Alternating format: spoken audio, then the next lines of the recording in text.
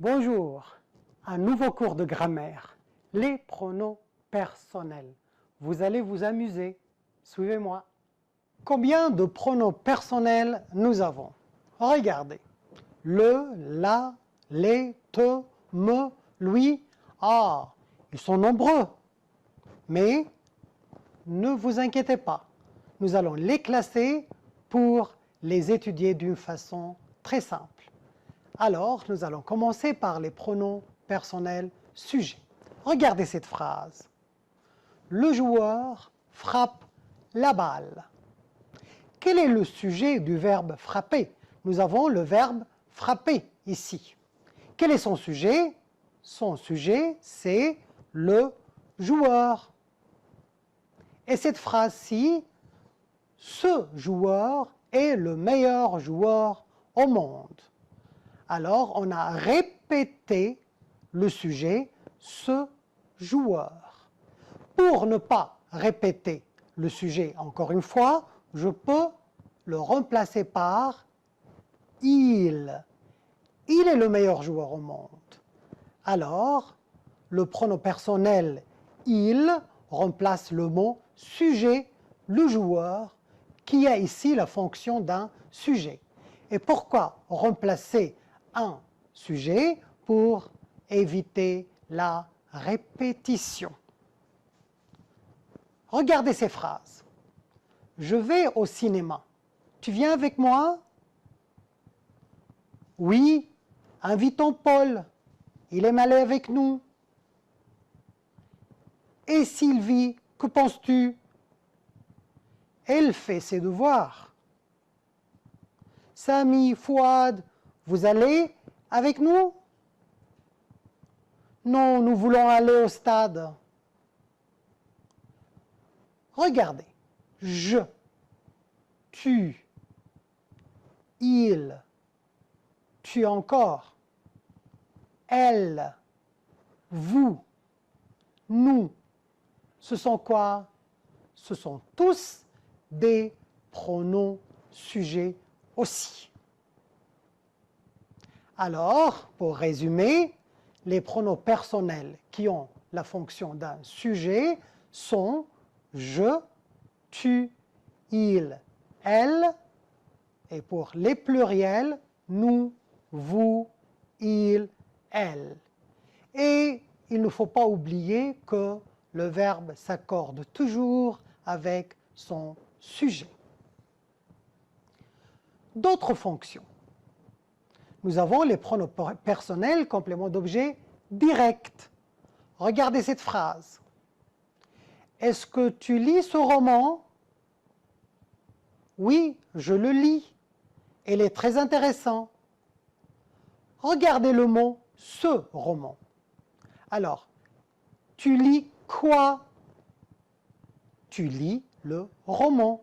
Alors, le roman est un nom qui a la fonction d'un complément d'objet direct.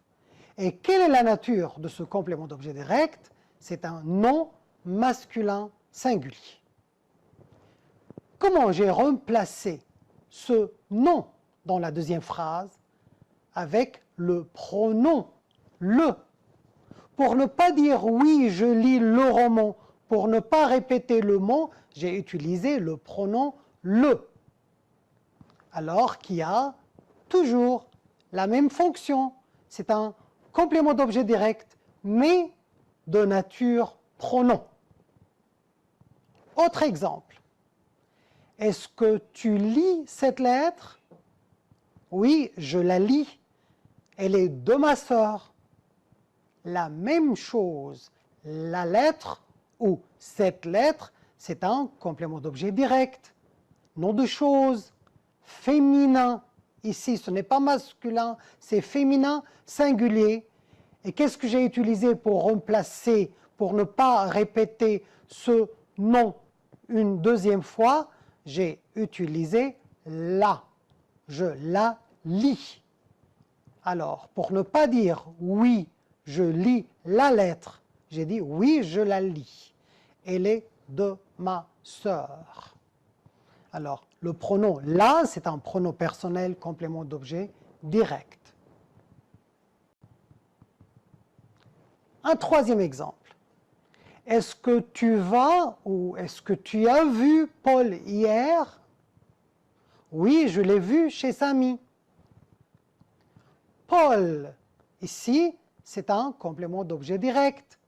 Mais ici, c'est un nom de personne, masculin, singulier aussi. Je dois le remplacer par le pronom le, parce que c'est masculin. Regardez, oui, je l'ai vu chez Samy. J'ai utilisé le L apostrophe parce que le suivi par un nom commençant par une voyelle devient L apostrophe. Alors, le L apostrophe ici, c'est un pronom personnel, complément d'objet direct qui a remplacé le nom Paul, qui est un nom de personne masculin singulier. La même chose si le nom est féminin, comme dans l'exemple. As-tu rencontré Sylvie hier? Oui, je l'ai rencontrée au restaurant. Alors, Sylvie, qui est un complément d'objet direct, nom de personne, féminin singulier, et je devais la remplacer par la, mais j'ai utilisé le L apostrophe comme vous voyez, parce qu'elle est suivie par une voyelle aussi. Voilà, le L apostrophe, un pronom personnel, complément d'objet direct. D'autres exemples, je peux te voir demain. Oui, tu peux me voir à 2 heures. Alors ici, le te ou me, ce sont aussi des pronoms personnels complément d'objet direct. C'est-à-dire, je peux voir toi, oui, tu peux voir moi. C'est complément d'objet direct, mais je ne peux pas dire toi ou moi. Je l'ai remplacé par te et me avant le verbe. Sylvie vous a rencontré hier?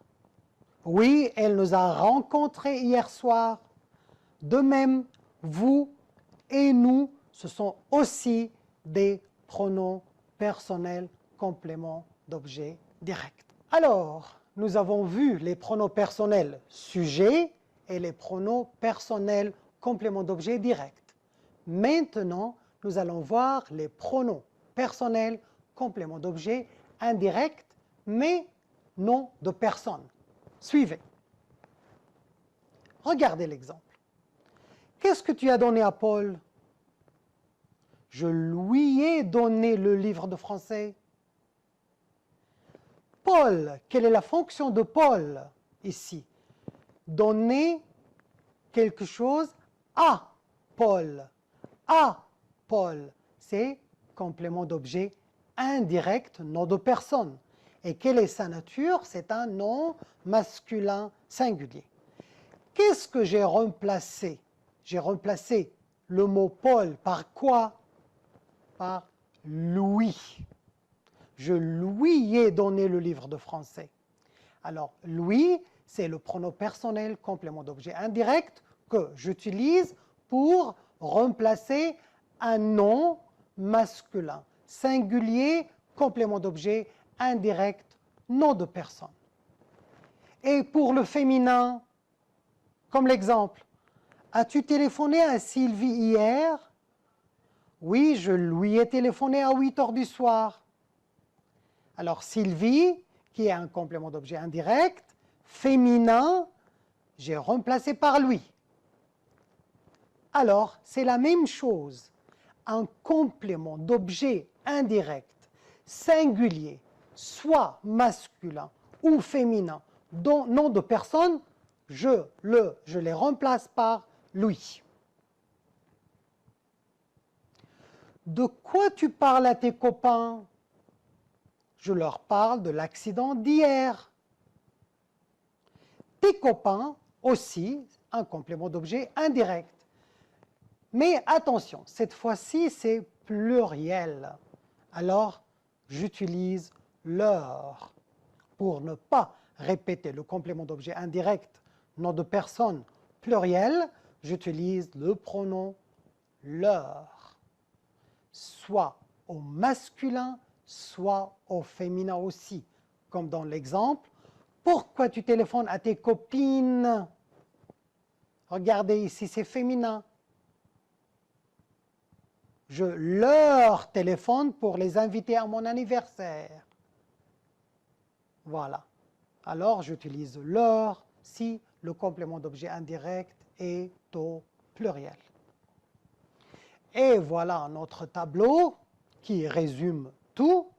Alors, pour les pronoms compléments d'objet direct, j'utilise me, te, le, la, nous, vous, les. Me, te, nous et vous, attention, représentent des personnes. Le, la, les représentent aussi des personnes et ou des choses. Pour le complément d'objet indirect, j'utilise me, te, lui, nous, vous, leur. Attention, ici on parle seulement des personnes. On utilise principalement les pronoms indirects avec les verbes de communication qui se construisent avec la préposition à, comme parler, parler à quelqu'un, téléphoner, téléphoner à quelqu'un, demander, demander quelque chose à quelqu'un et dire, écrire et répondre. Et maintenant, nous allons continuer avec les compléments d'objet indirects, mais cette fois-ci, nom de choses. Regardez l'exemple. Il pense à son travail. Oui, il y pense. Alors, son travail, c'est un complément d'objet indirect, mais c'est un nom de chose. C'est masculin singulier. Alors, je l'ai remplacé par Y. Oui, il y pense.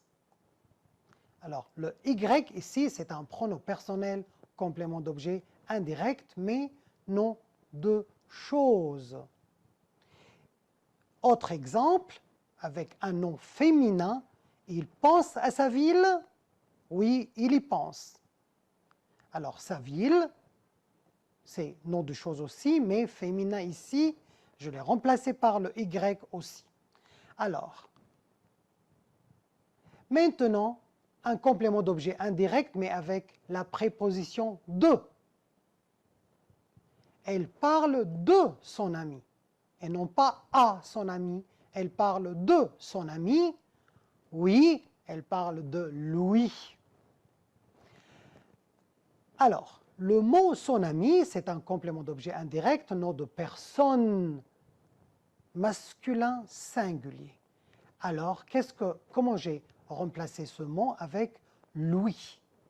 Lui, ici, qui vient après la préposition « de », s'appelle un pronom personnel disjoint, qui a la forme disjointe.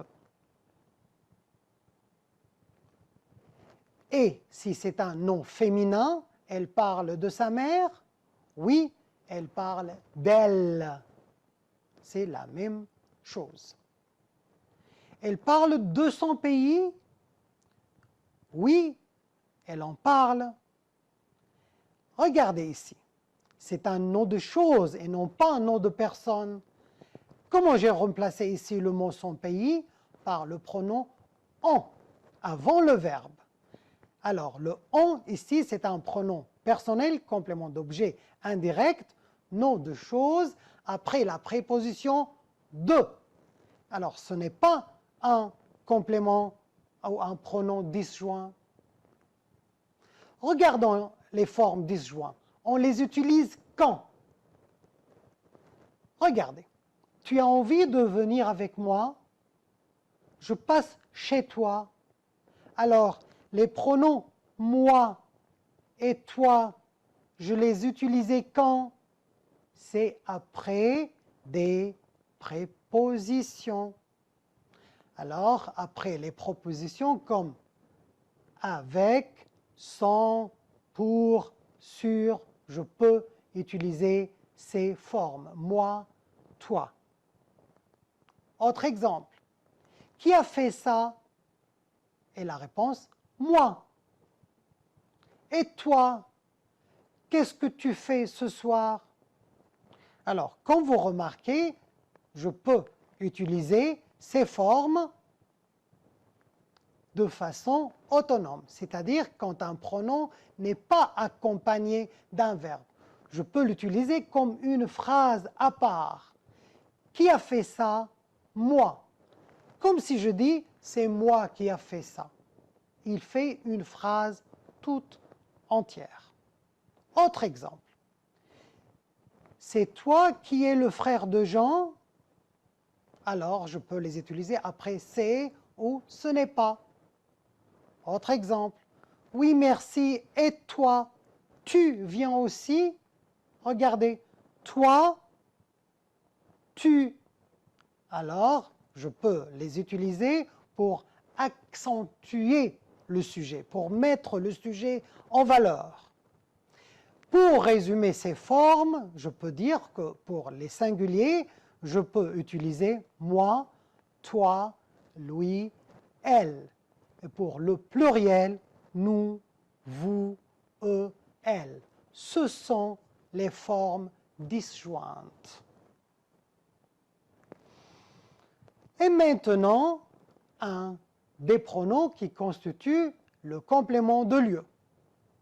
Exemple. Isabelle va à la pharmacie. À la pharmacie, c'est quoi? C'est un nom de lieu. Oui, elle y va. Alors, la pharmacie, c'est un complément circonstanciel de lieu. Comment j'ai remplacé le complément de lieu par le Y? Oui, elle y va. Alors, le I, le Y, c'est un pronom personnel complément circonstanciel de lieu. Autre exemple, avec la préposition de, elle est revenue de Paris? Oui, elle en est revenue il y a 2 jours. Alors, de Paris, le mot Paris, un complément circonstanciel de lieu, je l'ai remplacé par on, parce qu'il est précédé par la préposition de. Alors, où est-ce qu'on va mettre les pronoms personnels si nous avons plusieurs pronoms et non pas un seul? Regardez. Voulez-vous prêter vos cahiers de maths? Ici, j'ai vos cahiers, un seul mot à ne pas répéter. Non, je ne veux pas les prêter. Attention, ici, j'ai mis les avant le verbe prêter, qui est un verbe à l'infinitif, parce que prêter les cahiers. C'est un verbe à l'infinitif, on met les pronoms avant ce verbe. Autre exemple. Pauline a-t-elle donné un cadeau à sa maman? À sa maman, complément d'objet indirect, donné à sa maman, alors où est-ce que je dois mettre ici le complément d'objet indirect comme pronom? Regardez, a donné, c'est un verbe au passé composé. A donné, un auxiliaire et un verbe, et c'est le participe passé de verbe. Oui, elle lui a donné des fleurs. Alors, où est-ce que j'ai mis lui? Lui est mis avant l'auxiliaire. Un troisième exemple. Pauline a-t-elle donné le cadeau à sa maman? Le cadeau, complément d'objet direct. Je dois le remplacer par le. Et aussi, j'ai un verbe au passé composé. Alors, il faut mettre le avant l'auxiliaire. Oui, elle l'a donné à sa maman. L'a donné avant l'auxiliaire. Maintenant, regardez cet exemple avec 2 compléments. Pauline a-t-elle donné le cadeau à sa maman? J'ai le cadeau qui est un complément d'objet direct et sa maman qui est un complément d'objet indirect. Alors, je dois remplacer le cadeau par le et sa maman par lui. Et je vais mettre ces pronoms avant l'auxiliaire. Oui, elle le lui a donné. Les deux compléments, le et lui, avant l'auxiliaire. Regardez le tableau pour savoir exactement où il faut mettre les pronoms personnels. Regardez ici, j'ai le verbe. Et tous les pronoms doivent être avant le verbe. En commençant par le complément d'objet direct, le complément d'objet indirect, deuxième personne, comme me, te, nous, vous. Alors, me, te, nous, vous viennent en premier lieu. Puis, le complément d'objet direct, troisième personne, le, la, les et l'apostrophe viennent après. Le complément d'objet indirect avec la préposition a et de troisième personne comme lui, leur ou y viennent en troisième lieu et le en quatrième positionnement. Regardez les exemples. J'amène votre groupe à la piscine. Je vous y amène. Je n'ai pas demandé de renseignements à Marie. Je ne lui en ai pas demandé. Passons finalement aux activités. Première activité, complétez les phrases suivantes avec le, la et l'apostrophe ou les. Tu mets ta robe rouge? Oui, je mets. Pour ne pas répéter le mot robe, qui a ici la fonction d'un complément d'objet direct, alors je dois choisir entre le, la, les. Puisque le mot robe est un nom au féminin singulier, alors je dois choisir le pronom la. Regardez, oui, je la mets. Le car arrive et je le vois, c'est-à-dire je vois le car, complément d'objet direct aussi. Il cherche ses clés, oui, il cherche ses clés. Alors, ses clés, complément d'objet direct. Et pluriel, je vais utiliser les. Oui, je les cherche. Mes amis entrent, j'accueille. J'accueille qui? J'accueille mes amis, complément d'objet direct, pluriel. Je les accueille. Il y a un oiseau dans l'arbre. Entends-tu? C'est-à-dire, tu entends l'oiseau? Alors, complément d'objet direct, je dois le remplacer par le. Mais puisque c'est suivi de entendu voyelle, je vais choisir l'entendu. Ils essaient ses pantalons? Oui, il les essaie, complément d'objet direct. Il essaie les pantalons. Philippe écrit une lettre. Il met la lettre à la poste. Alors, on a supprimé la lettre qui est un complément d'objet direct et on a remplacé par la. Voici ton ami. Appelle ton ami. Complément d'objet direct. Alors, appelle-le. C'est à vous ici de choisir maintenant les pronoms.